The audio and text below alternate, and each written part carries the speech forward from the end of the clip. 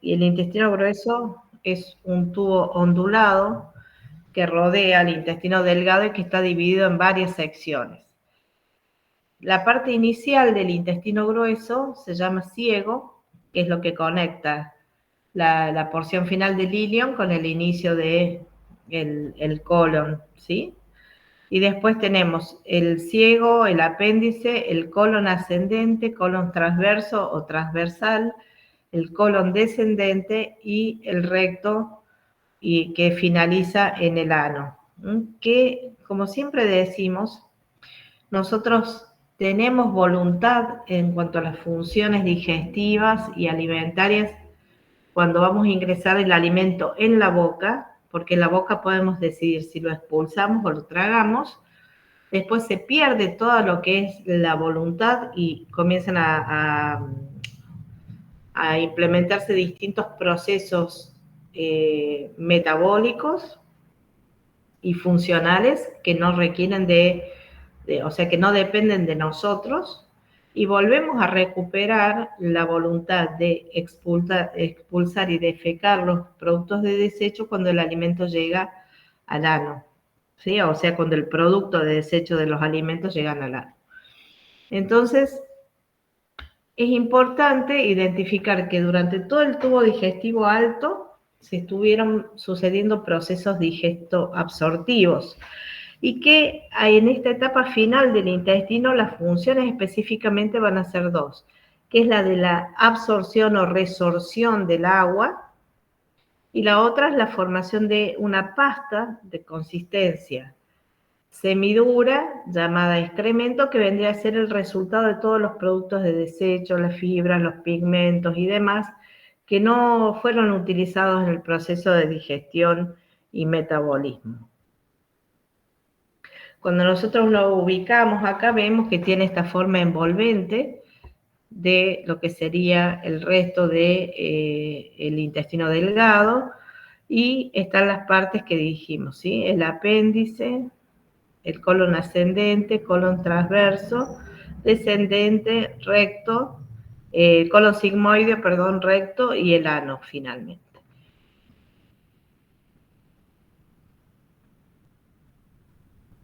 ¿Qué pasa acá?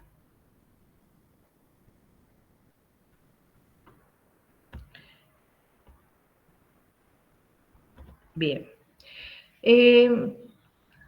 Se supone que si todo funciona normalmente, si la función digestiva es normal y es correcta, el intestino grueso va a llegar a aproximadamente el 5% de los alimentos digeridos que no fueron absorbidos por el intestino delgado. Entonces, cuando nosotros vamos a ver que se altera esto, que es lo que nosotros esperamos y considerados como normal, es donde se producen las distintas patologías de prevalencia, o sea, las que vamos a ver nosotros que son las más prevalentes. Recuerden que ya vimos de alguna manera enfermedad inflamatoria intestinal, pero yo les dije que íbamos a ver la generalidad y después la íbamos a recordar, porque esta enfermedad inflamatoria intestinal en particular se comparte entre el intestino delgado y el intestino grueso. Hay una gran diferencia entre las dos que se consideran enfermedades inflamatorias intestinales, que una es la colitis ulcerosa y la otra es la enfermedad de Crohn, ¿sí? En este sentido, es solamente a modo recordatorio, no nos vamos a explayar mucho, pero una tiene una ubicación específica en el colon, en el intestino grueso, y la otra va a afectar desde todo el tubo digestivo, que es la enfermedad de Crohn. Entonces, ahí es donde se diferencian específicamente en la distribución anatómica del proceso inflamatorio y en los cambios que va a haber, en los que se va a ver alterado las estructuras tisulares del aparato digestivo. Acá nosotros tenemos, por ejemplo, para que ustedes vean cómo se inflama y cómo cambia. Recuerden siempre que la estructura normal del tubo digestivo es de un color rosado pálido brillante. Entonces, cuando vemos estas estructuras así tan afectadas y tan alteradas, nos damos cuenta del compromiso que va a haber en cuanto a los mecanismos naturales de digestión, absorción y demás que tenemos previstos dentro del intestino. La enfermedad de Crohn, recuerden que es una enteritis que involucra alguna parte del intestino delgado y del colon. En cambio, la colitis ulcerosa se produce en colon y recto, y esos son los cambios estructurales fundamentales que vamos a tener que tener presente, porque en los procesos agudos, donde, por ejemplo, hay sangrado, hay fístulas y no podemos alimentar correctamente al paciente, nosotros tenemos que ver que hay una que directamente el tubo digestivo no se puede utilizar y en la otra sí, dependiendo de la parte específica donde esté instalada la lesión. En la enfermedad de Crohn, los cambios inflamatorios de los tejidos resultan en una enfermedad crónica recurrente con compromiso granulomatoso, transmural y que puede llegar a la formación de fístulas, mientras que en la colitis ulcerosa habitualmente es un proceso que se da en forma aguda por un periodo breve y se limita a los tejidos de la mucosa y submucosa del intestino. Es difícil que en la colitis ulcerosa se generen fístulas, son los cuadros realmente muy atípicos, pero sí en la enfermedad de Crohn. O sea que la presentación es mucho más agresiva en el caso del Crohn que de la colitis ulcerosa en sí misma. Entonces, los objetivos que vamos a tener en estas patologías son evitar la deshidratación por diarreas y vómitos, reponer fluidos y electrolitos, disminuir la motilidad y secreción gastrointestinal, replecionar las reservas de nutrientes y corregir la mala absorción o anemia, controlar las intolerancias que generalmente se dan asociadas a la lactosa y también al gluten, promover la curación durante el episodio agudo y hacer reposo intestinal, digamos, en la fase aguda, lograr la recuperación del peso o prevenir la pérdida de peso debido al aumento de la tasa metabólica y las pérdidas de exudados, e implementar el apoyo nutricional por vía enteral o parenteral en la fase activa de la enfermedad o en pacientes que estén gravemente depresionados. Entonces, se entienden los objetivos. Si nosotros miramos y tenemos presente esa imagen, vamos a entender el porqué de estos objetivos. ¿Sí? Con un intestino en ese estado es muy difícil que se pueda alimentar normalmente la persona con una dieta adecuada en la fase aguda. Ahora, cuando los síntomas bajan, las fístulas ceden, ahí ya podemos pensar en una alimentación específica, ¿no? La planificación de las estrategias entonces van a ser el tratamiento farmacológico con corticoides, antiinflamatorios y agentes inmunosupresores. Incluso hay ahora algunos estudios experimentales, o sea, con drogas experimentales de tipo biológico para los pacientes con enfermedad de Crohn, ¿sí? Se está probando, digamos, una nueva serie de drogas para bajar justamente los procesos de autoagresión o autoataque inmunológico del propio organismo que desconoce las estructuras vitales. Y aquí se debe tener en cuenta que cuando nosotros vemos este tipo de medicaciones que se utilizan en forma crónica, tenemos que tener presente que la interacción entre los fármacos y los alimentos y la interacción de los fármacos con el daño de las estructuras tisulares. Entonces, si bien nosotros no vamos a recetar medicamentos, no está dentro de nuestras incumbencias profesionales, sí tenemos que comprender qué es lo que le sucede al cuerpo cuando se administran determinadas drogas.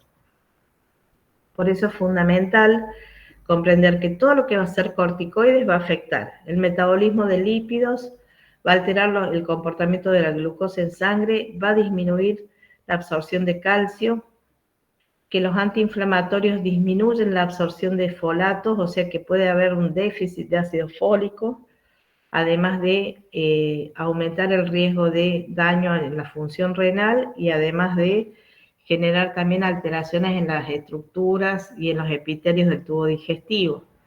Y las drogas inmunosupresoras, que son aquellas que se utilizan, que son de tipo oncológico también, y pueden producir náuseas, vómitos, sequedad bucal y pérdida del apetito por alteración de las estructuras de las papilas gustativas. Entonces, cuando planifiquemos nuestras estrategias, siempre es importante preguntar qué medicamentos está tomando y revisar la interacción entre los fármacos y nutrientes y tener presente que puede haber cambios, que deberíamos preguntar cómo está de apetito, siente acidez, siente ardor en el estómago en algún momento del día o cuando toma los medicamentos, ha sentido algún alimento que le ha cambiado el sabor. Todo eso debería estar incluido en nuestra anamnesis alimentaria para poder hacer una planificación adecuada de las estrategias. Y a partir de allí, con toda esa información, recién vamos a tener en cuenta que aunque el paciente esté eutrófico, las características y el comportamiento evolutivo de la enfermedad, o sea, aunque esté normal de peso e incluso con un sobrepeso moderado, el paciente va a tender a la pérdida de peso y a la desnutrición. Entonces lo vamos a abordar con una dieta alta en calorías. Las proteínas deberían estar de 2 a 2,5 gramos por kilogramo de peso al día.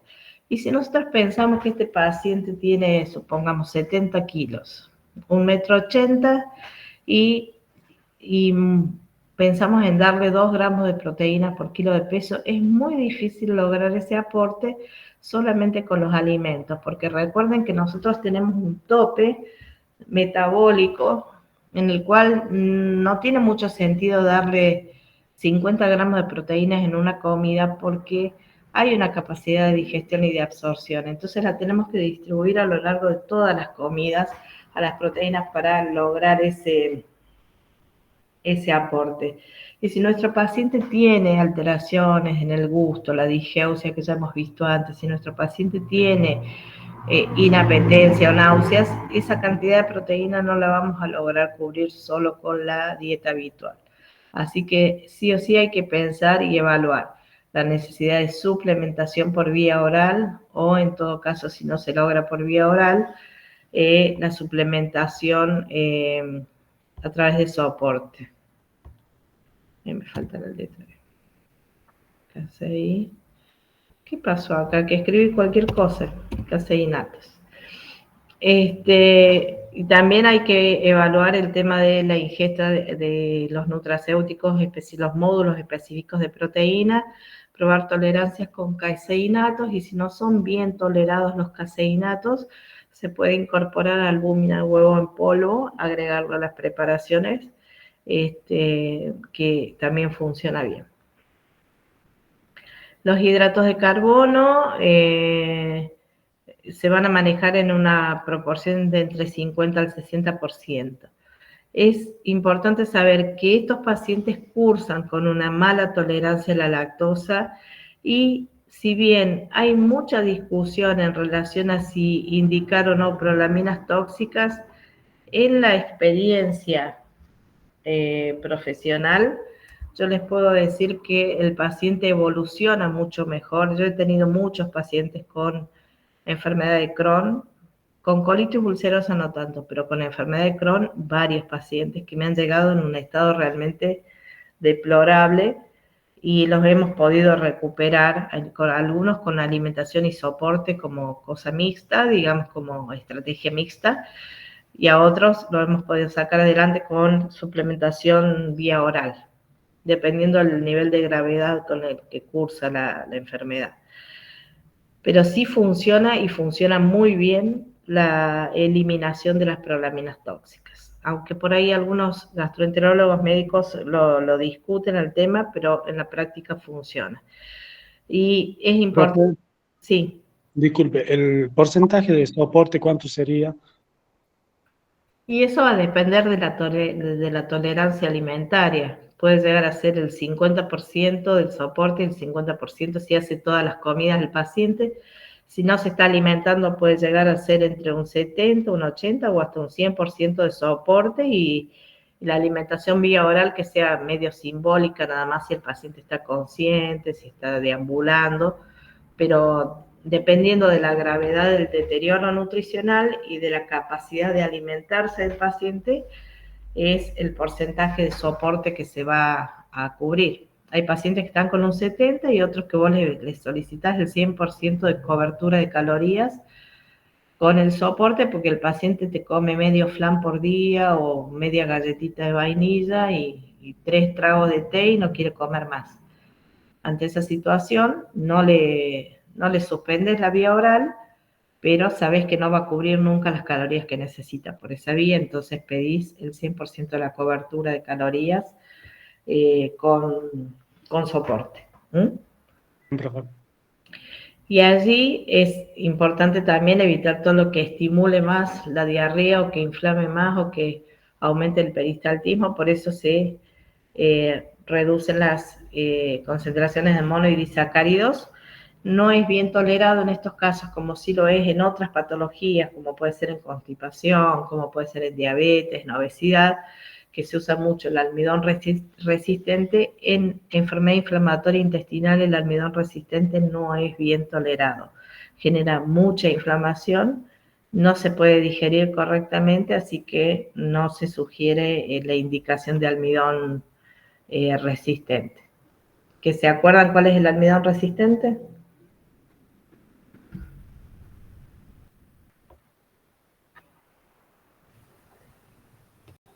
Era el que surgía después de la retrogradación.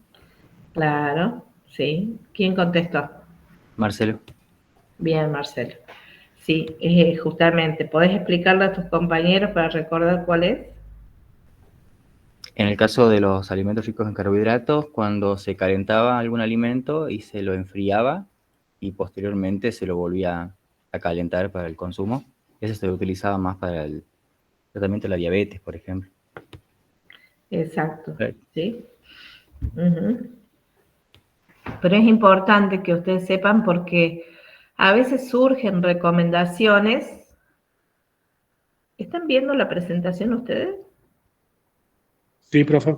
Sí, Sí, profe. profe. A veces surgen recomendaciones o la gente se informa mucho y toma muchas decisiones en relación a su salud de lo que ve en el TikTok, en los videos, en el Instagram, o del que el Juana puso de moda algo en la televisión y haciendo tal cosa. Y entonces muchas de las decisiones alimentarias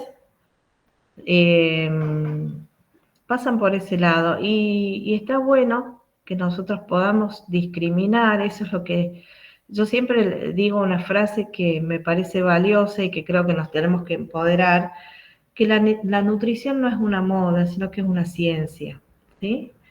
Nosotros podemos instalar algunas cosas, o se pueden llegar a instalar como moda, pero tenemos que entender que si hablamos de suplementación de magnesio, no todos los magnesios son iguales ni se usan para todo, para lo mismo.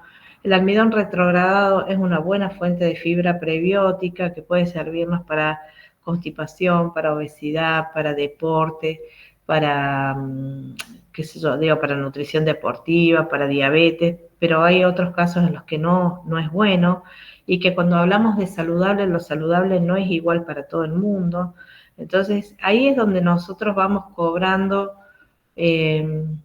o nuestra profesión cobra mayor relevancia, cuando nosotros podemos hablar con fundamento y con ciencia, con un lenguaje sencillo, también fácil de interpretar, pero con el fundamento adecuado de que hay que realmente personalizar. Ya estamos en la era de la nutrigenómica, ya estamos avanzando sobre la nutrición tan personalizada en función de lo que nuestros genes les permite, digamos, les cae mejor o no están capacitados para digerir. Entonces, tenemos que conocer estos fundamentos bien, tenerlos bien en claro, ¿sí?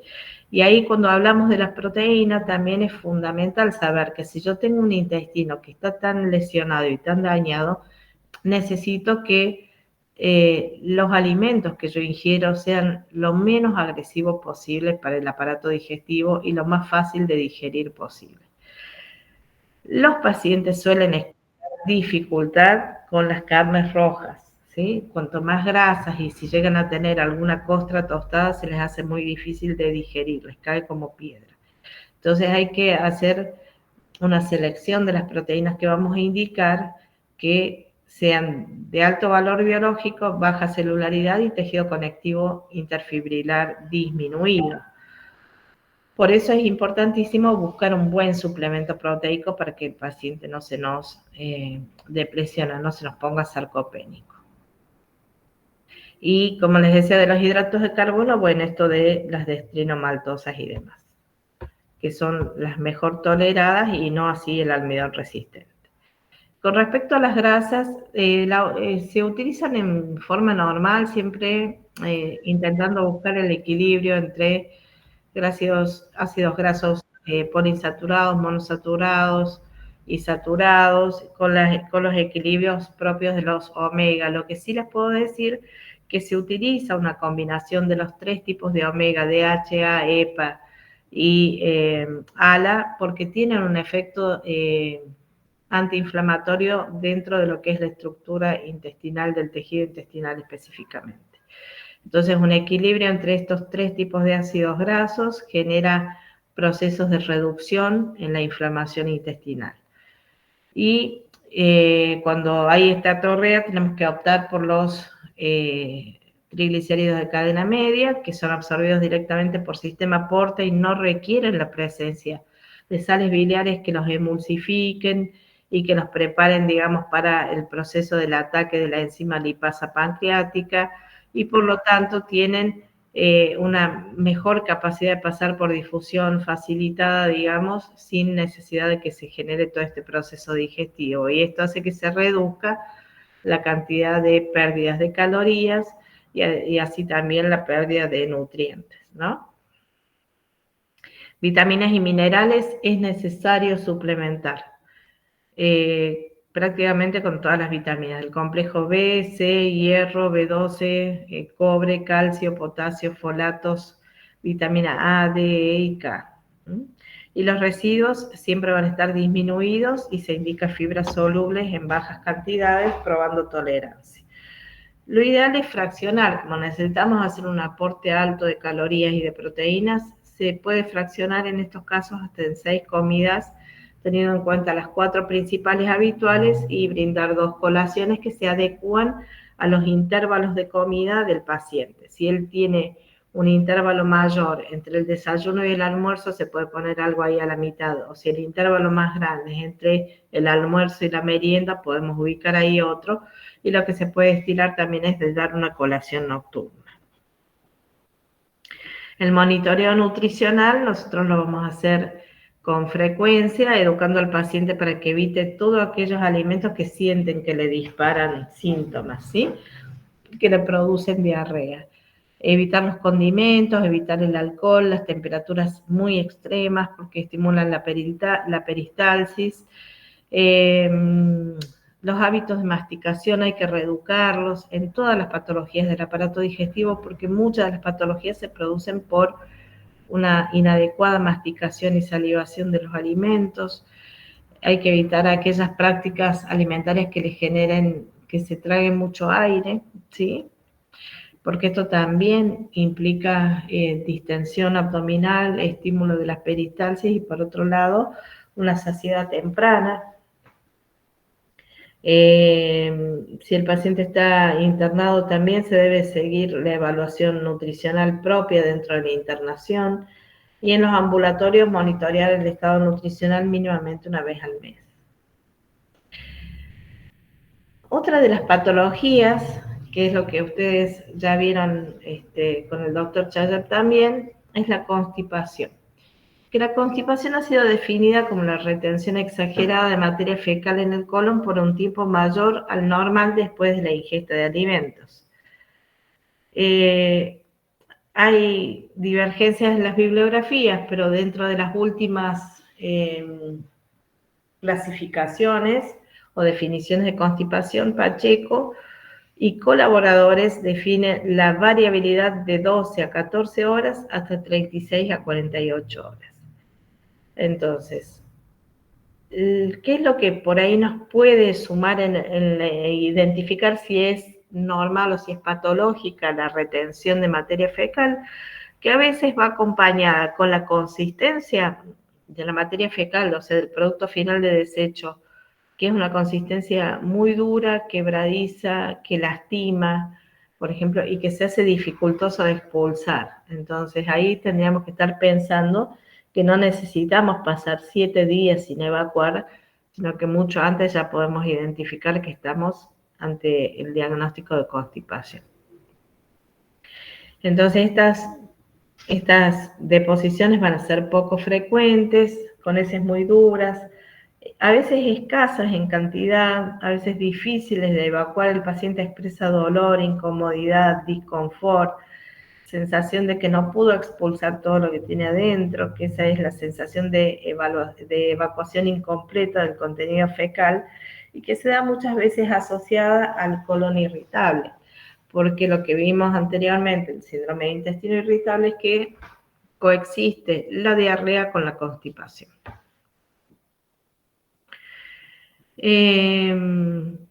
Entonces, para poder clasificar, vamos a usar los criterios de Roma 3, que considera normalmente la constipación como la evacuación anormalmente lenta, que supera las 72 horas y que recibe la denominación de constipación funcional, que era lo que veíamos el otro día en la otra clase. ¿A qué le llamamos funcional entonces? A ver si se acuerdan que eso se armó un debate. Cuando no tenía una causa específica, digamos. Exacto. Cuando no tiene un origen específico, que digamos, a ver, hay un parásito o hay una fístula, que es lo que genera, no sabemos de dónde viene, pero sabemos que se produce ese comportamiento anormal. Y es ahí a donde nosotros vamos a denominar funcional al cuadro, ¿sí? Y después, en el colon, recuerden que se producen dos tipos de contracciones, que son las segmentarias y las masivas. Si, las segmentarias son aquellas que no son propulsivas, sino que la finalidad es movilizar el contenido sin desplazarlo para que se pueda cumplir esta función por parte de las células mucosas de reabsorber el exceso de líquidos, porque la materia fecal llega en estado totalmente líquido al colon. Entonces, para reabsorber se van a utilizar esas ondas segmentarias, que vendría a ser, como volviendo a la comparación esa que hacíamos del lavarropa, cuando el lavarropa va para un lado, va para el otro, va para un lado, va para el otro, pero no está centrifugando, ¿sí? Ni está pasando del lavado de larga duración al de corta o al rápido, al ecológico, sino que está simplemente moviendo para un lado y para el otro, facilitando el acceso del producto que llega al colon para que pueda ir reabsorbiéndose el agua en exceso, ¿no? Y este movimiento se corresponde con las austras del colon, que ahí lo vamos a volver a ver al gráfico para que ustedes recuerden, ¿sí? Que tiene que ver con toda, fíjense esta estructura como de frunces que tiene, ¿sí? Que son las austras del colon. Volvemos acá.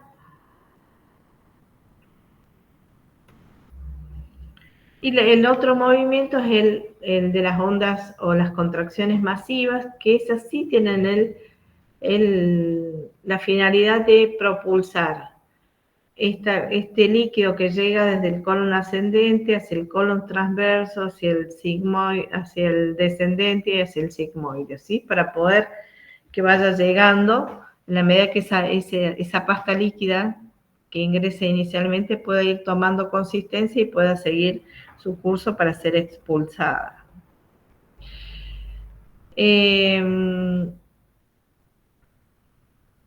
Para que podamos definir o diagnosticar la constipación funcional, deberían tener presente que tienen que coexistir dos o más de los siguientes síntomas.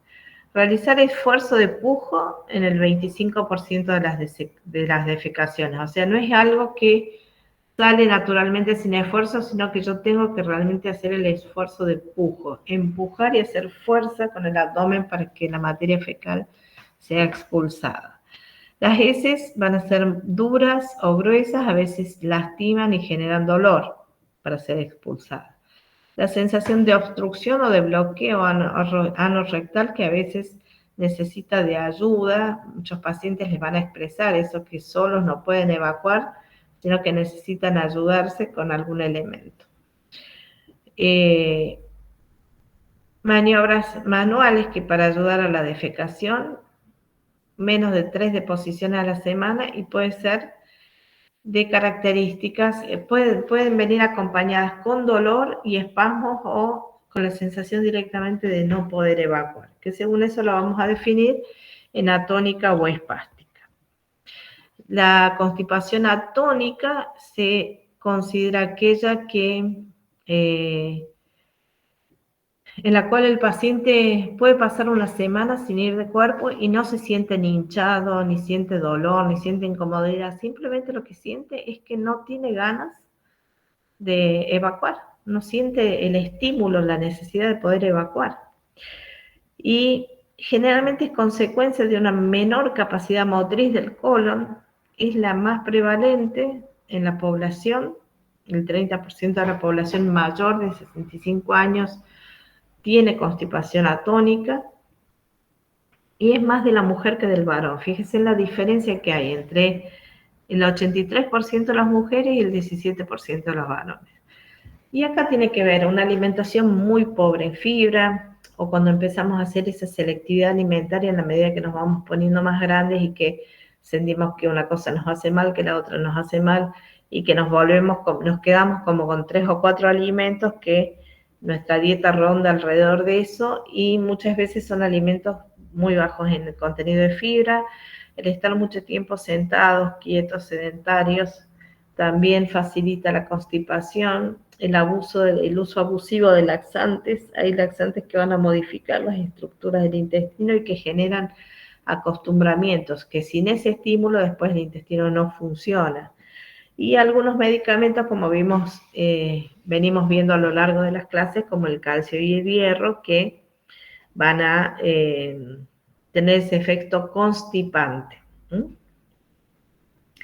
La constipación espástica, por otro lado, se produce por el estrechamiento de la contracción colónica y hay un enlentecimiento del tránsito con presencia de dolor, que se denomina cólico, causado y generalmente se asocia a estados emocionales, como situaciones de estrés o de, bueno, algún duelo, algo que uno esté atravesando, conflictos en el trabajo que tensan mucho a la persona y se expresa generalmente en el colon. Los objetivos van a modificarse según el tipo de constipación. En ambos casos lo que queremos es favorecer que el tránsito evacuatorio se desarrolle de la mejor manera posible y que la persona pueda normalizar su tránsito intestinal. Pero recuerden que como uno necesita de estímulos y el otro no, ahí van a ir cambiando. En la constipación atónica necesitamos estimular sí o sí que haya movimiento peristáltico, que haya contracciones de las ondas propias, digamos, que hacían a la función específica del intestino, que era la función de movilización masiva del intestino, que es la que va a ir haciendo que se desplace el contenido. En cambio, en la constipación atónica nosotros debemos generar, la espástica debemos generar estímulos muy suaves, porque cada vez que promovemos el estímulo aparece el dolor, el cólico y el espasmo.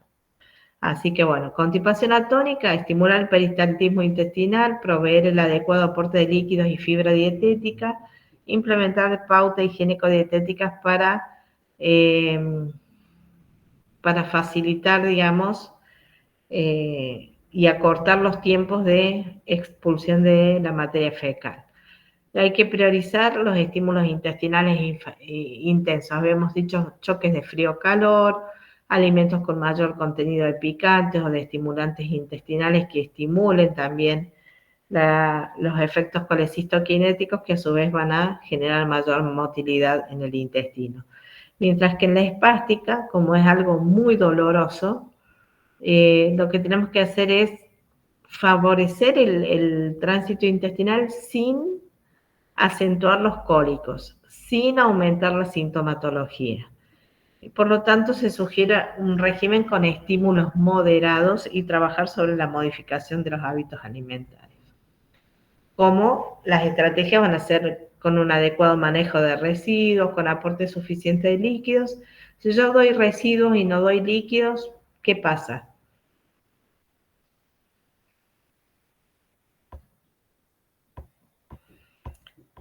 Por ejemplo, a ver, Eh, escucha. Si alguien por ejemplo, no va a permitir que la fibra, o sea, los residuos, cumplan con ese efecto gelificante para ayudar a la evacuación, digamos, que Ujú. aumente el peso de la materia fecal para ayudar a la evacuación. Si no tengo líquidos, no va a cumplir con esa función los residuos. Claro, sí, sí. Perfecto.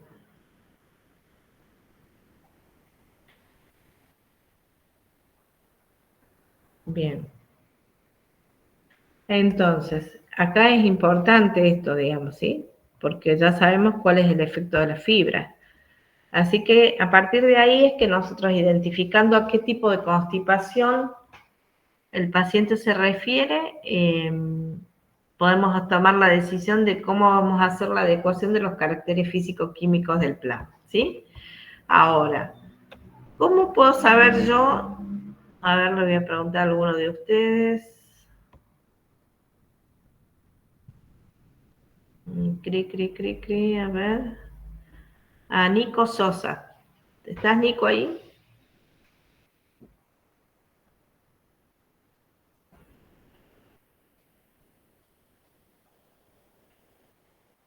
Parece que no está, Nico. ¿Y Sofía Lema? ¿Está?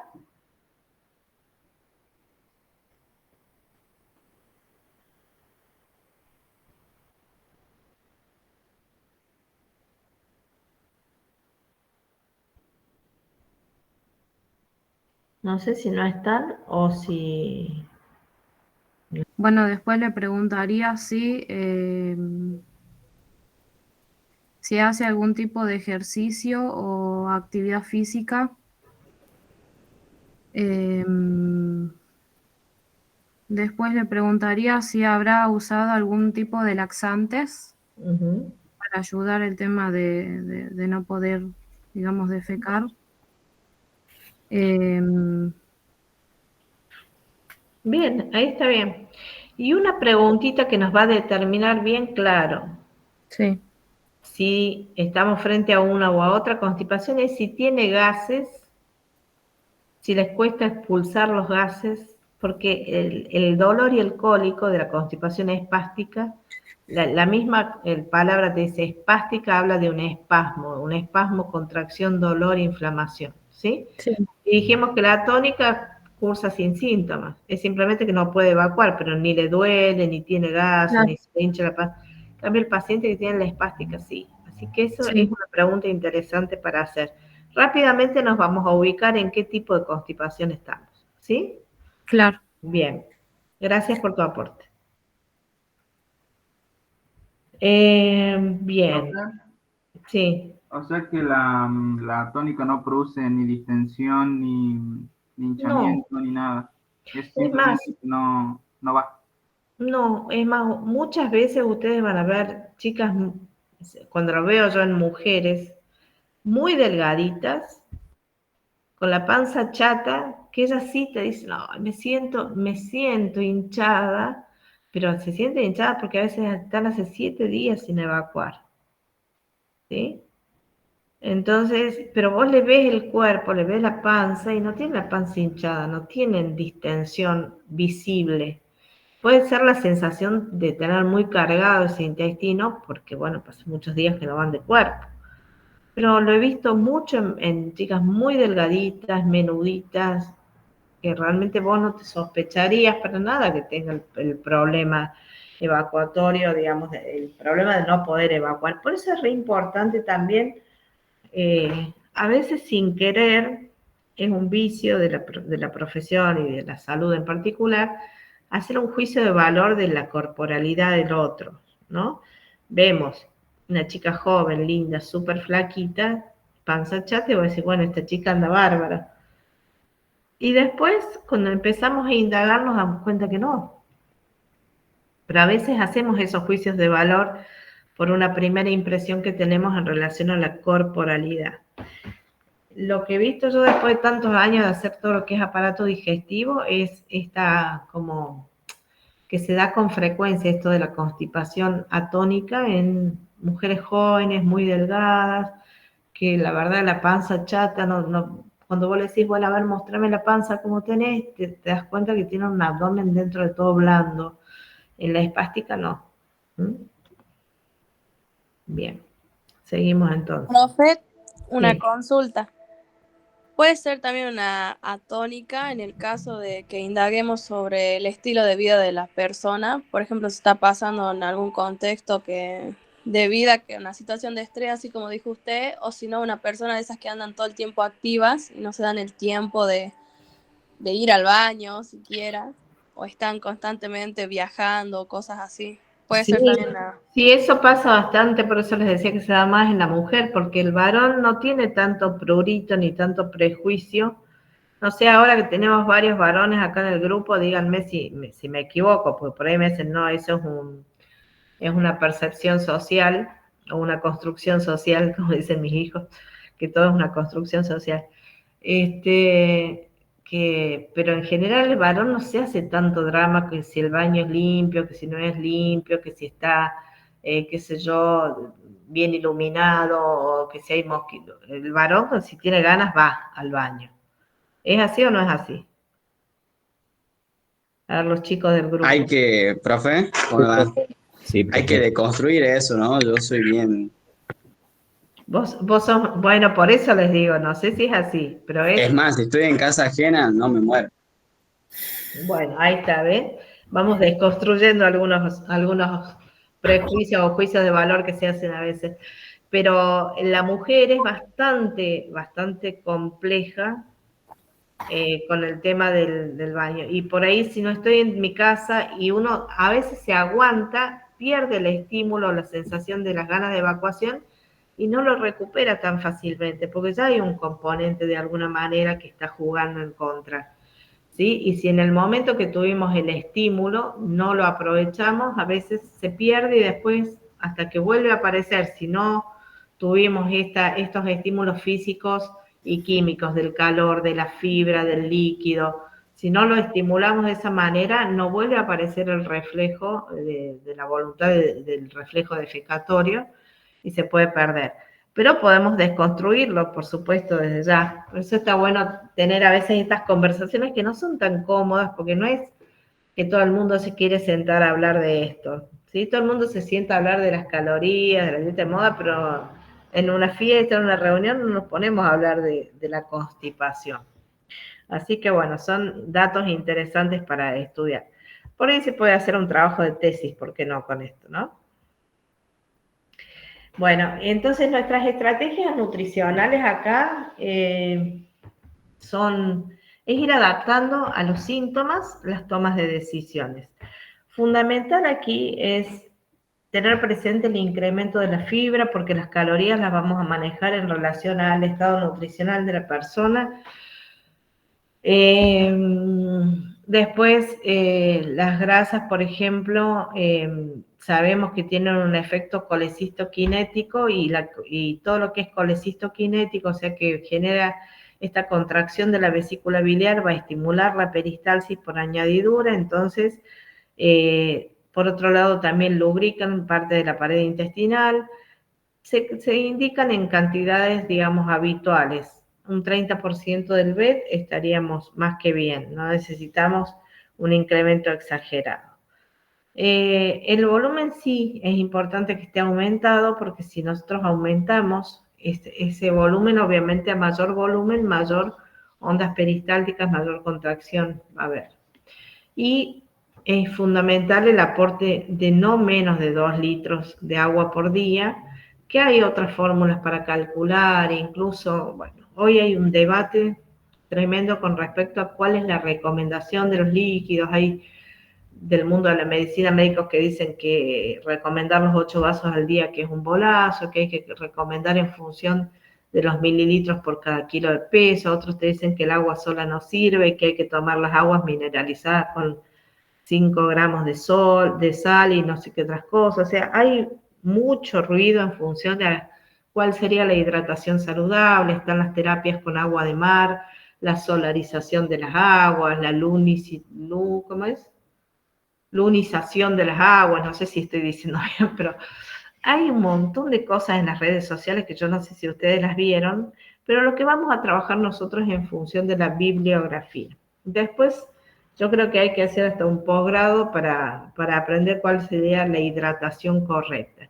Sabemos que no le vamos a errar si estamos indicando entre 1,5 litros a 3 litros de agua, que sería como la variable en función del estado, la posibilidad del paciente, las patologías asociadas, iremos adecuando entre ese rango, pero hay mucha variabilidad hoy y se debate sobre cuál es la indicación adecuada para la hidratación. Cada escuela de la medicina, de la nutrición, ayurvédica, por ejemplo, no indica que no se hidrate el paciente durante el momento de la comida, que solamente se tomen líquidos calientes y no líquidos templados, porque tiene que ver con el chi, con la energía vital de la persona, o sea, y todos tienen su fundamento y su saber y su adaptación. Pero lo que sí puedo decirles es que si yo aumento la ingesta de fibra y no aporto un líquido suficiente, el efecto va a ser el contrario al que busco. El paciente se va a constipar peor, ¿sí? Porque la fibra actúa ante la presencia de agua, que la infla, la hidrata, hace que se aumente el volumen, y al aumentarse el volumen viene la contracción peristáltica. Si no está la presencia de líquido acompañando la fibra, el paciente se va a constipar peor, ¿sí? Así que eso es súper importante. Y obviamente que ante esa constipación en la cual no tiene estímulos el paciente, deberíamos incrementar un poco más la cantidad de fibra insoluble. En cambio, cuando hay síntomas, nosotros sabemos que si hay inflamación, si hay dolor, si hay espasmo y si hay gases, la fibra que no se digiere raspa, inflama e irrita peor ese tejido, el tejido interno, digamos, del colon. Entonces, siempre va a ser mejor utilizar en esos casos mayor cantidad de fibra soluble, modificada por subdivisión y cocción. Entonces, cuando vamos a definir el manejo de fibra, esto es algo que preguntamos siempre en los exámenes y que por ahí no nos saben responder. Y yo les digo, acuérdense que yo se los di en clase y que tal. Para que veamos una relación soluble-insoluble, constipación atónica es 3 de insoluble y 1 de soluble. Y en la espástica vamos a dar vuelta a eso. Vamos a poner 3 de fibra soluble y 1 de insoluble, ¿sí? Menor cantidad siempre de insoluble. Y se indica un poquitito más en la progresión de fibra en aquella que es atónica, y en la espástica se considera que llegando hasta 20 gramos por cada 1000 calorías nosotros tendríamos que tener una muy buena respuesta.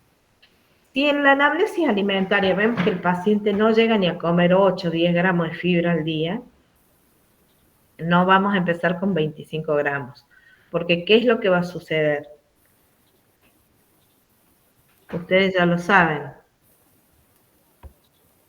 Quiero que me cuenten a mí qué va a suceder. A ver, Martina Bordón. ¿Qué preguntó, profe?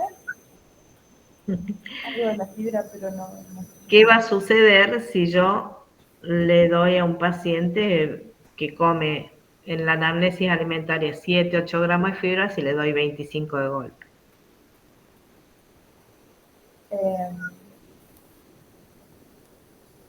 Y se puede ¿Cómo? se le puede aumentar las frecuencias del volumen fecal. Puede ser, pero sucedería otra cosa. ¿Qué pasa cuando yo no estoy acostumbrada a comer algo y de golpe comí mucha cantidad?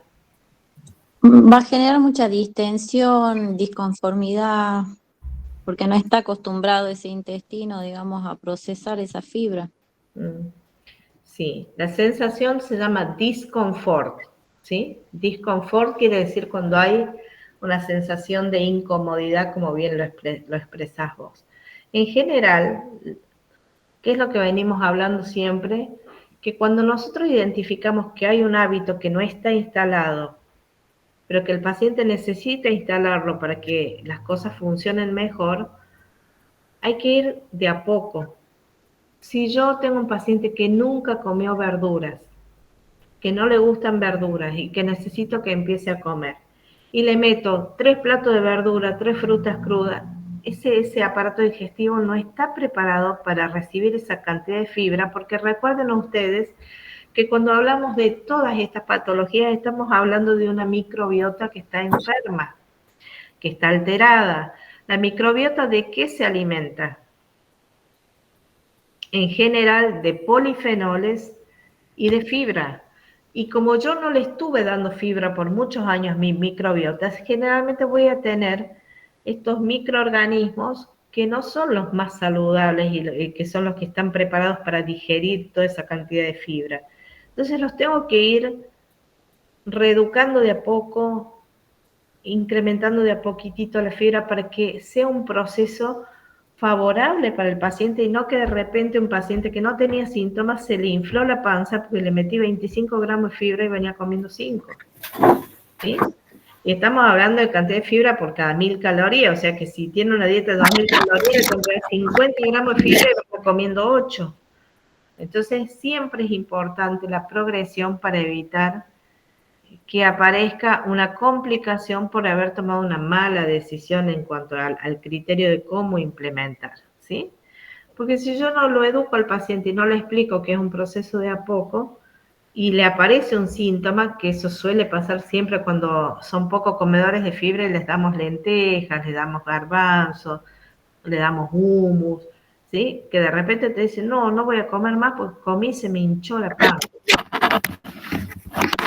Entonces lo toman como un proceso, como una complicación o la aparición de un síntoma que a ellos no les gustó, en vez de decir, sí, la verdad que comí, empecé a evacuar mejor, está funcionando mejor el intestino, me siento más liviano, me siento de mejor humor. No, va a asociar el alimento a un síntoma negativo. Entonces eso es un cuidado que hay que tener, ¿sí? Profe, yo tengo una consulta. Diga. Frente a esa disbiosis que genera de la microbiota, ¿se implementa lo que es el trasplante de la microbiota? Hay trasplante de materia fecal, sí, eso, lo que sí entiendo, yo la verdad no estoy muy informada con respecto al trasplante. Sé que hay casos en los que se hacen trasplante de materia fecal, pero que son casos específicos porque hay que hacer como un estudio. Son enfermedades muy resistentes, graves. Incluso para obesidad también se puede hacer trasplante de materia fecal porque hay pruebas hechas de laboratorio en las cuales sí tienen que ver con las bacterias. Cuando hay una gran cantidad de firmicutes, ahí generalmente está asociado al exceso de peso. Porque las firmicutes son bacterias o bacterioides que están produciendo muchos gases y esos gases se vuelven a captar en el colon y por cada captación hay 2.4 calorías extras que no vienen de los alimentos sino de los productos del metabolismo de las fibras y de otras bacterias. Eso está como estudiado. Pero no he visto, yo la verdad que no he leído que se aplique el trasplante de materia fecal para tratamiento de constipación funcional convencional. No sé si hay porque hay un montón de otros recursos. Yo vi Sí, que profe. para enfermedad de Crohn sí. Claro, O sea, por hay eso estudios. estamos hablando de una enfermedad inflamatoria intestinal donde realmente el deterioro de la salud del paciente es difícil y que se da en edades a veces muy tempranas. Como yo les conté, yo tenía un chico de 15, 16 años con una enfermedad de Crohn muy agresiva que casi se nos muere y lo hemos sacado no sé si tenía 42 kilos cuando lo saqué, yo tiene 1,80 m. Estuvo en Buenos Aires con parenteral, todo volvió, lo seguí viendo yo acá y lo sacamos adelante con la mamá muy dedicada, entre el equipo de Buenos Aires y yo, pero no sé qué se haga para constipación funcional. la verdad que no lo he visto. Profe, ahí lo que había leído, que, bueno, que la cirugía en este caso es invasiva y es muy peligrosa, porque al trabajar con bacterias, el trasplante de bacterias es como muy, eh, sí, es peligroso el manejo en ese sentido de la cirugía. Por eso se hacen casos muy extremos. Claro. No sé si cuando hablamos de trasplante de materia fecal, yo creo que no es necesario un acto quirúrgico en sí. Bueno, la verdad, no quiero meter la pata, no sé con profundidad cómo es el procedimiento del trasplante de materia fecal. Entiendo que debe ser complejo, porque si no sería un procedimiento que se haría todos los días, debe tener su complejidad. Pero bueno, la verdad que me despierta curiosidad la pregunta de usted. Podríamos ver qué cosa averiguamos y lo charlamos Sí, después. yo creo que el procedimiento es por sonda o por edema. Sí, claro. Lo que pasa es que vos, cuando nosotros hablamos de disbiosis o de SIBO, que son otras patologías, digamos, como entidades nuevas que se reconocen hoy dentro de lo que es enfermedades del intestino grueso, estamos hablando de mucho de microbiota, y de microbiota todavía estamos en pañales. Todos los días salen cosas nuevas, es muy complejo, se van identificando bacterioides relacionados a cada una de las patologías o de las alteraciones funcionales de los órganos, aparatos y sistemas. Es como enorme el tema, y como les digo, yo me sigo formando todo el tiempo, estoy leyendo, pero no termino hace un año que estoy leyendo sobre microbiota y no termino de tener respuestas para cada cosa que se me va planteando. Yo también entiendo que es algo así como un trasplante que se cultivan, se toma la materia fecal, por ejemplo, por decirles en obesidad, de una persona delgada, se ve la cantidad por millón, por milímetro cúbico, millones de determinadas bacterias, se inoculan y se trasplanta en el intestino de la persona, por ejemplo, con exceso de peso. Pero si esa fuera la solución a todo, ya todos estaríamos con el trasplante de materia fecal de flacos hacia más gorditos y se resolvería el problema de la obesidad. Debe tener otra complejidad mucho mayor que yo la desconozco. Pero sé que se ha empezado a usar en algunas enfermedades como muy agresivas y de alta resistencia, y que de ahí surge también, porque todo esto primero empieza la fase experimental en ratones, que tienen que tener por lo menos 15 años de experimentación con resultados favorables para que después pasen a las intervenciones a humanos, para que después pasen a intervenciones, digamos, a sacar una recomendación médica. Hay todos protocolos para poder descubrir las nuevas cosas, por eso estamos como estamos en relación a las vacunas del COVID, ¿no? Que no se tomaron los tiempos adecuados y de repente le vacunaron a toda la población porque había una epidemia que nos íbamos a morir todos, y hoy empiezan a saltar todas las complicaciones y todas las cosas que si hubieran cumplido con los procedimientos y los tiempos normales para que un estudio pueda aplicarse en humanos, quizás hoy no tendríamos los resultados nefastos que tenemos en algunos aspectos, ¿no? Bien. Con respecto a su pregunta, no lo sé, no tengo la seguridad para responderle, esto es así, sí o sí. Tengo como alguna información dando vuelta, pero no tengo la respuesta absoluta del cómo. Pero podemos anotarlo, profe Darío, si quiere lo indagamos un poquito, buscamos en algunos artículos de evidencia científica y podemos charlarlos en la clase que viene con los chicos. Para que no me olvide, porque el profe Darío, le cuento que es un gran coequiper que me hace acordar un montón de cosas que a mí por ahí se me pasan. Así que yo estoy feliz de tenerlo en la cátedra. Bien, entonces, esto es lo que les decía en relación a la ingesta de líquidos, que es fundamental. El fraccionamiento, obviamente que si nosotros hacemos una sola comida diaria, o dos, o comemos más, cuanto más veces comemos, más estímulos gastroduodenocólicos tenemos, más estimulamos el peristaltismo. No es necesario tampoco el hábito de picoteo, porque no es un hábito saludable de fomentar, pero sí quizás podríamos fraccionar, si el paciente está normopeso, podemos estimular el fraccionamiento, porque a veces también está esto que hay pocas comidas de mala calidad, porque aquí todavía no lo sufrimos tanto, pero en las grandes ciudades la gente por ahí sale a las 9 de la mañana y vuelve a las 9, 10 de la noche a su casa, está deambulando de un lugar a otro, a veces come de parado o come en el trayecto dentro de un colectivo, y todo esto altera muchísimo el comportamiento y la funcionalidad del aparato digestivo.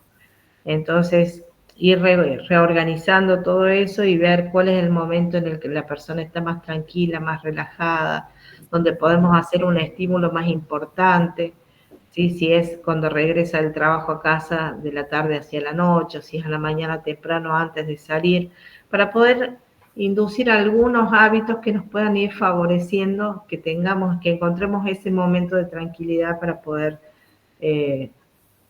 tener el espacio para poder sentarnos a evacuar, digamos, correctamente, y que no estemos interrumpidos por teléfonos, situaciones y otras cosas, ¿no? Además, profe, esta condición siempre viene acompañada, un paciente no llega al consultorio porque tiene una constipación. Generalmente los pacientes llegan o porque son pacientes obesos, diabéticos, hipertensos, con alguna otra patología o algún malestar, pero nunca por una constipación. Entonces, creo que es muy importante que nosotros podamos, en la anamnesis que realicemos, indagar sobre la cantidad de veces que va al baño, cómo es la evacuación que tiene, y poder nosotros encontrar si este paciente tiene o no una constipación y de qué tipo, ¿sí? Y como usted bien lo decía, ¿sí, chicos? Nosotros, cuando comenzamos en las consultas nutricionales, no brindarle toda la información o no querer resolverle en una consulta toda la problemática que tiene el paciente, ¿sí? Como bien dice la profe, esto es progresivo, ¿sí? Son etapas que nosotros tenemos que ir viendo de a poco y teniendo en cuenta un montón de cuestiones, como son el trabajo. Generalmente en Catamarca tenemos los policías, ¿sí? La fuerza policial que trabajan en turnos nocturnos de 12, 24 horas y su alimentación es totalmente diferente a una alimentación que tenemos nosotros. Entonces, que indaguemos, que consultemos, que preguntemos y después se terminan dando cuenta estos pacientes, tengo constipación, aparte de lo que vengo a resolver, ¿no? Uh-huh. Claro. Y también, bueno, esto que comentabas vos de los hábitos alimentarios, los turnos rotativos de trabajo que desordenan los ciclos circadianos del sueño a veces. Por eso hay una parte de lo que tiene que ver con el abordaje emocional, digamos, relacionado a la constipación. Bueno, con respecto a la fibra dietética, que es de lo que venimos hablando un montón, recordemos que se define a la fibra como la mezcla de polímeros complejos entre los cuales se van a encontrar la celulosa, hemicelulosa, pectinas, ligninas, gomas, mucílagos y polisacáridos de reserva. Algunas de estas fibras tienen un efecto astringente y la otra tiene un efecto contrario al astringente. Porque nosotros cuando pensamos que la pectina es una fibra que se utiliza en diarrea, tenemos que ver que no le vamos a dar alimentos ricos en pectina a un paciente que está con constipación, al igual que las gomas, ¿sí?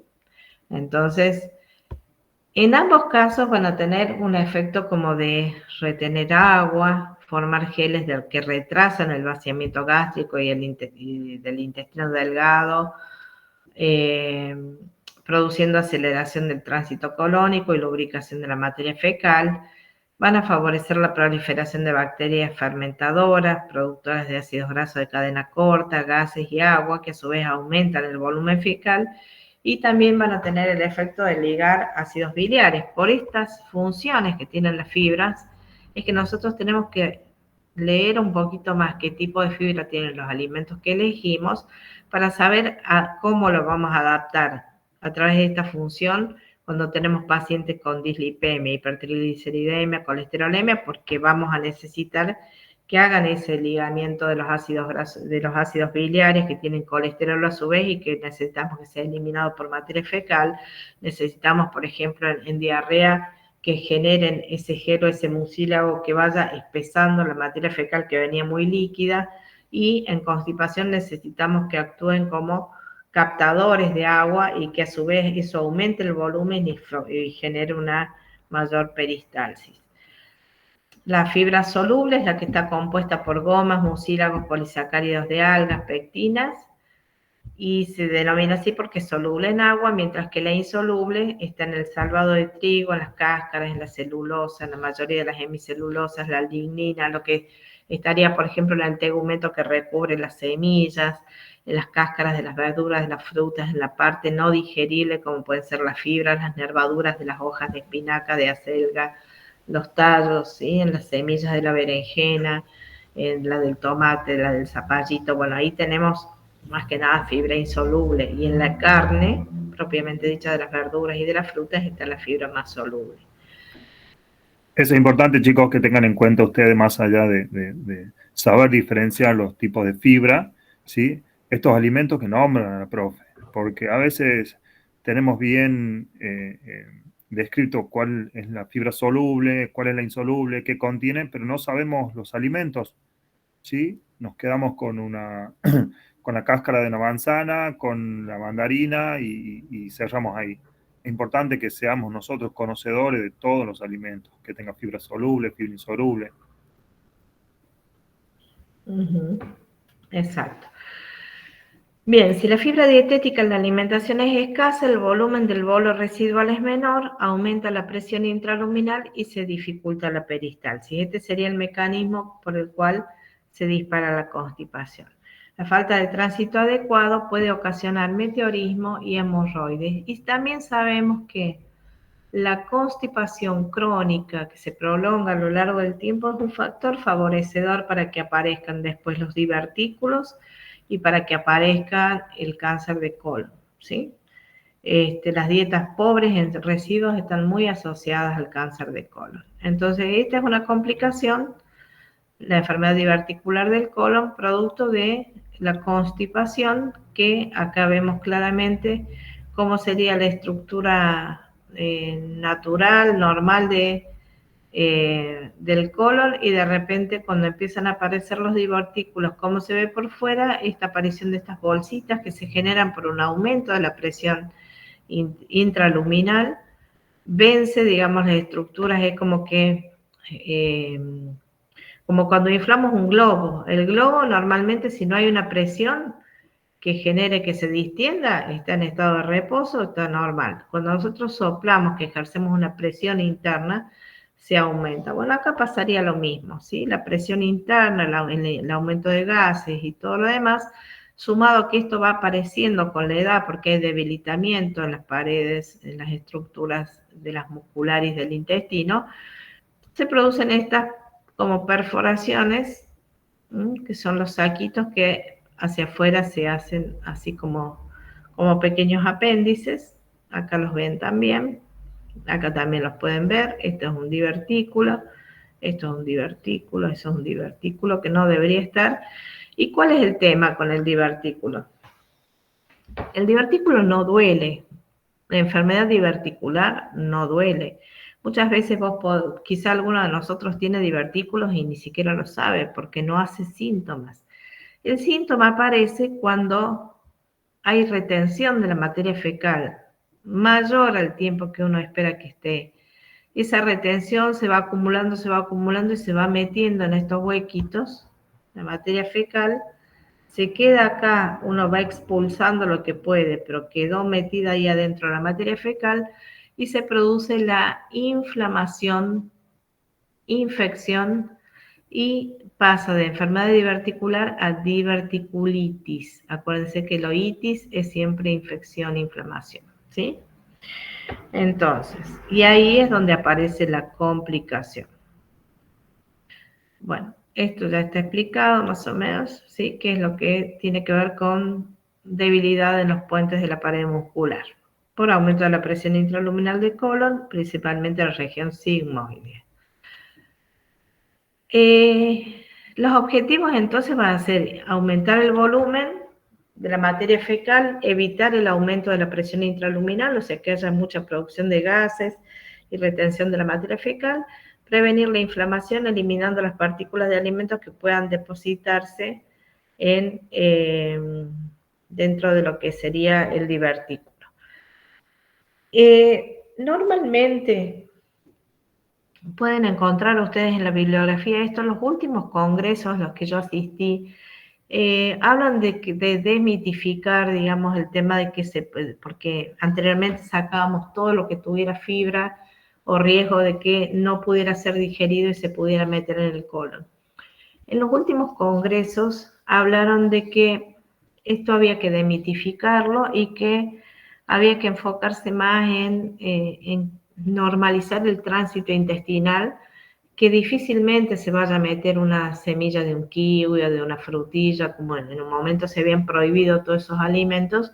Sí hay que trabajar sobre el hábito masticatorio y sobre el ritmo evacuatorio del paciente. Y se puede empezar, digamos, progresando la fibra para mantener ese ritmo evacuatorio normal. Lo que se sugiere es que como objetivo de tratamiento podamos, en el caso de que se presente la infección, cambia totalmente la terapéutica. Nosotros en la diverticulosis vamos a dar una dieta como para una constipación espástica o atónica, dependiendo cómo el paciente si expresa otros síntomas. Podemos adecuarla a una o a la otra. Lo que sí es importante saber que una vez que se instaló la infección, allí se indica reposo gástrico intestinal para evitar la perforación del divertículo.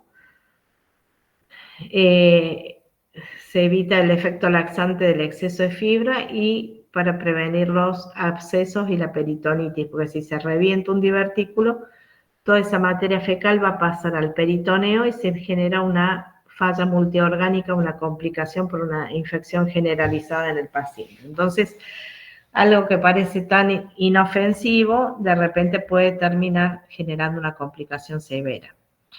Entonces, para diferenciar entre diverticulosis y diverticulitis, en la enfermedad diverticular vamos a indicar entre 15 y 20 gramos de fibra dietética, se va incrementando gradualmente, probando las tolerancias del paciente para normalizar ese tracto intestinal.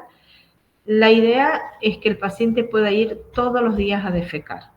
No tiene que pasar periodos de 2 o 3 días sin ir al baño. El paciente tiene que ir todos los días a defecar. De esa manera nosotros evitamos que aparezca la complicación que es la diverticulitis.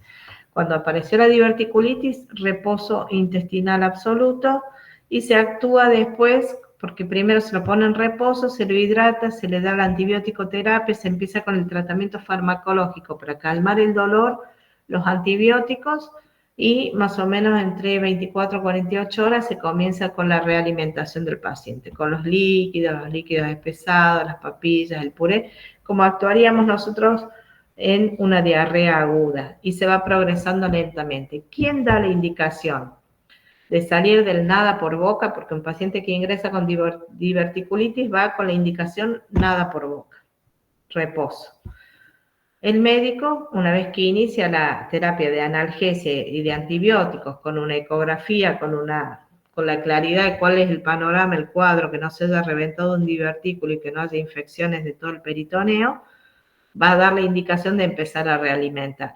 Eso es muy importante saber, no la damos nosotros, porque el que va a saber es el médico que hizo la ecografía, la radiografía y que va a poder determinar si hay riesgo de complicación mucho más grave o no, ¿sí? Entonces, cuando el médico da inicio a la progresión de la dieta, empezar con dieta líquida, probar tolerancia y empezar con... Ahí ya podemos intervenir nosotros haciendo las sugerencias de la evolución en función de cómo el paciente nos cuente que se va sintiendo, cómo va tolerando, ¿sí? ¿Queda claro eso? Sí, profe. Bien. Sí. Y esto, que sería el síndrome de intestino irritable, que es la otra, en esta entidad nosotros vamos a poder usar todo lo que venimos viendo hasta ahora en relación a diarrea y a constipación. Porque en general el síndrome de intestino irritable, el síndrome de colon irritable, es un cuadro en el cual el paciente, perdonen que me dio la bostezadera, en la cual el paciente va a coexistir con ambas situaciones patológicas. Va a pasar periodos de diarrea y después periodos de constipación. Hay pacientes que están 3 semanas con constipación y 1 semana con diarrea y no logran establecer un ritmo evacuatorio normal. Genera muchísimo disconfort. El paciente es una de las causas de ausentismo laboral más importantes en el mundo, porque incluso hasta que llegue el diagnóstico, el paciente muchas veces, a veces se presenta este periodo de constipación con mucha constipación espástica, con dolor, con flatulencia. Puede aparecer moco en la materia fecal y puede aparecer un dolor rectal que es característico de esta patología, pero también de otras enfermedades relacionadas al colon, que es cuando el paciente, por ejemplo, está sentado trabajando, siente como que hubiera algo que le retuerce y que le tira, digamos, en el ano, una sensación de mucho dolor. Entonces, esto genera muchas veces, como les decía, ausentismos laborales importantes, porque uno tampoco puede ir a trabajar con una diarrea permanente o con estas sensaciones de dolor rectal. Y los pacientes a veces asisten a la consulta pensando en que tienen alguna enfermedad mucho más grave, como un cáncer, por ejemplo, ¿sí? Para que ustedes puedan identificar de que esto genera síntomas. Está asociada a... hay periodos en los que el paciente puede coexistir bien, con algunas incomodidades, pero sin cosas muy complicadas, sin situaciones complicadas, y otras veces en las que se agudiza. Generalmente está asociado eso a estados emocionales y al estrés. Entonces hablamos de que una mucosa normal termina inflamándose de tal manera que dispara toda esta sintomatología. Entonces, en función del momento, si el paciente está con diarrea, con dolor, con gases, con constipación, con lo que esté, vamos a ponernos como objetivo de tratamiento aliviar los síntomas que esté presentando en ese momento y mantener o normalizar el estado nutricional. Después, hacer un plan de adecuación intestinal, teniendo presente todas las características que podamos obtener en la anamnesis. Y inicialmente, si el paciente está con dolor agudo, con diarrea o con constipación espástica, vamos a evitar el exceso del estímulo intestinal, incorporándolos paulatinamente según la tolerancia. La reducción de la lactosa funciona bien también en estos casos, porque son pacientes que suelen tener asociada la intolerancia a la lactosa. Se tendrán en cuenta para planificar los objetivos de las estrategias dietoterápicas, los estímulos del peristaltismo y la acción de estos en la patología. Entonces, volumen, temperatura y consistencia lo vamos a adaptar al periodo del proceso que el paciente tiene. La lactosa en general es mal tolerada, la vamos a excluir. A veces aún las dietas de bajo contenido de lactosa son mal toleradas. La fibra dietética se irá aumentando en la medida que disminuyan los síntomas y se debe hacer una selección de fibras según si el paciente está constipado o si está con diarrea, ¿sí? Que era lo que veíamos anteriormente. El almidón resistente no es bien tolerado porque en general en el paciente con colon irritable falta la enzima isomaltasa, ¿sí? Tienen un déficit de esta enzima y tampoco son bien tolerados las hiperconcentraciones de monoidisacáridos como posibles generadores de estímulos peristálticos en estos pacientes. El tejido conectivo, siempre modificado por cocción y subdivisión, y se hace en progresión, siempre el que sea de más fácil digestibilidad y después se va evolucionando hacia los otros. Los pacientes suelen expresar mala digestión de las carnes rojas en general. Las grasas, sabemos que si están modificadas van a retrasar el vaciamiento gástrico y generan sintomatología como pirosis, náuseas, epigastralgia, entonces no modificadas por cocción Las purinas van a ser un fuerte estímulo para la peristalsis, entonces hay que evaluar en qué momento del síndrome de intestino irritable estamos para ver si indicamos las purinas normales o bajas o altas, ¿sí? Y otras sustancias estimulantes como las metilxantinas o la cafeína se pueden indicar, pero hay que ver las tolerancias particulares. Y los picantes en general son mal tolerados, pero hay un pequeño grupo de pacientes que tienden a hacer esa constipación atónica y que suelen tener cierta tolerancia con algunos picantes. Entonces, fundamental hacer el top 10 de lo que necesitamos. Podemos decir, a ver, los 10 alimentos que más fibras tienen, más fibra soluble, más fibra insoluble y los que son más astringentes. Entonces tenemos un cuadrito con esas 3 características que podemos ir trabajando con nuestro paciente. Porque si nosotros le damos una dieta en el momento que el paciente consulta para la diarrea, dentro de una semana no va a tener diarrea y va a estar 3 semanas constipado. Entonces tenemos que decirle en el tratamiento, cuando tenga crisis de diarrea hacemos esto. Y cuando usted empieza a salir de la crisis de diarrea va a ir reintroduciéndose a la fibra de esta manera y cuando sienta que esto no es suficiente va a ir hacia esta otra manera. Entonces son como 3 tipos de tratamientos que tenemos que tener presente en un mismo mes quizás para esta persona. Entonces darle los listaditos de alimentos que tienen más fibras y decirle, bueno, vaya incorporando estos alimentos cuando usted siente que está más seco de vientre y cuando siente que se pone en una crisis de diarrea, vuelve a la primera etapa del tratamiento, ¿no?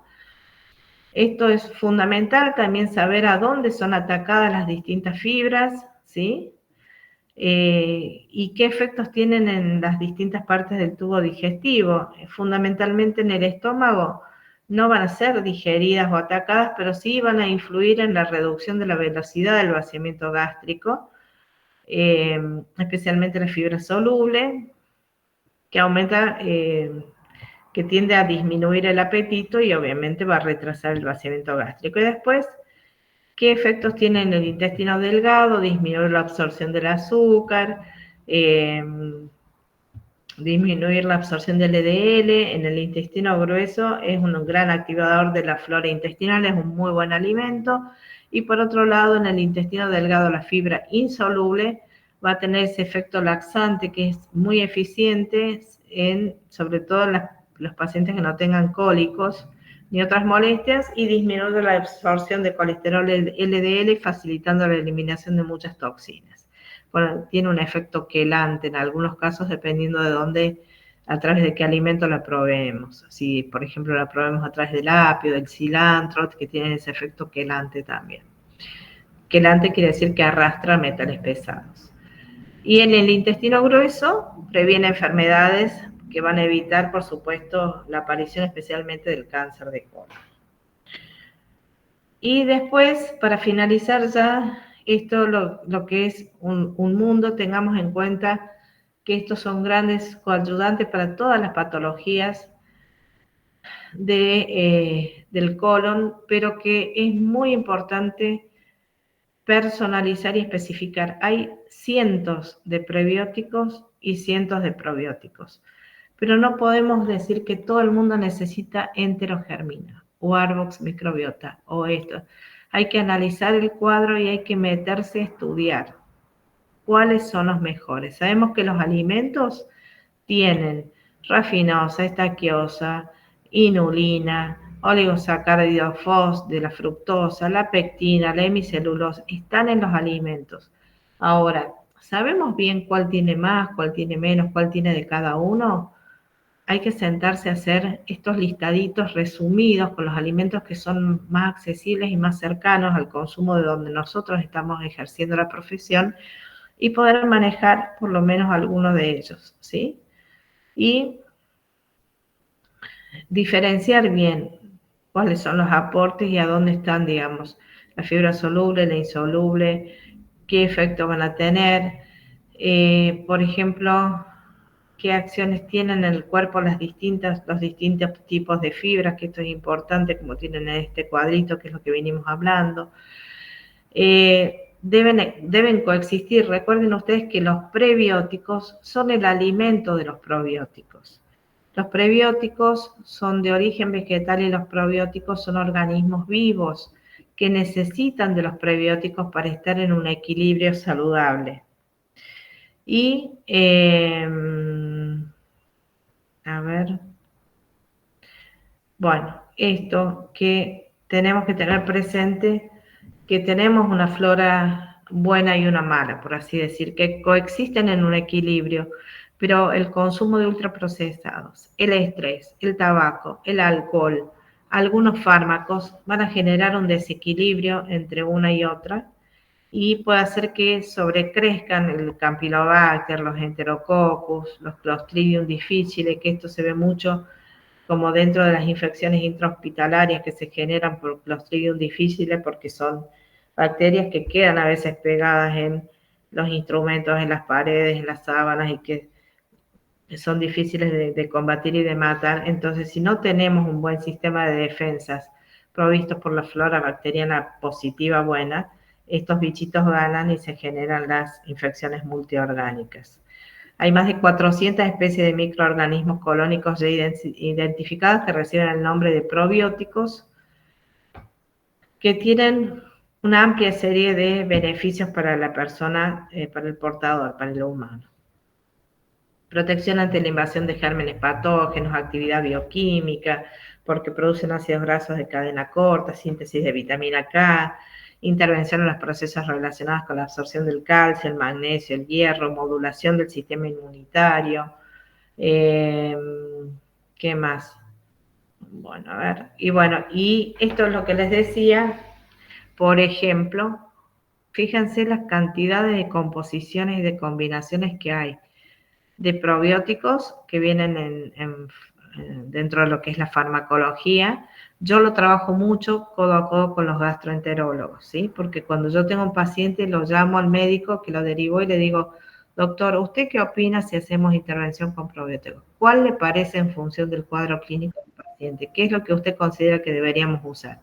Entonces ahí es donde nosotros como que vamos tomando decisiones en conjunto. Yo voy aprendiendo todos los días, pero creo que sé el 2% de lo que debería saber, porque como les digo, ya hay maestrías de 3 años en relación a este tema. Así que bueno, fundamentalmente esto como esta última que les puse ahí es para sensibilizar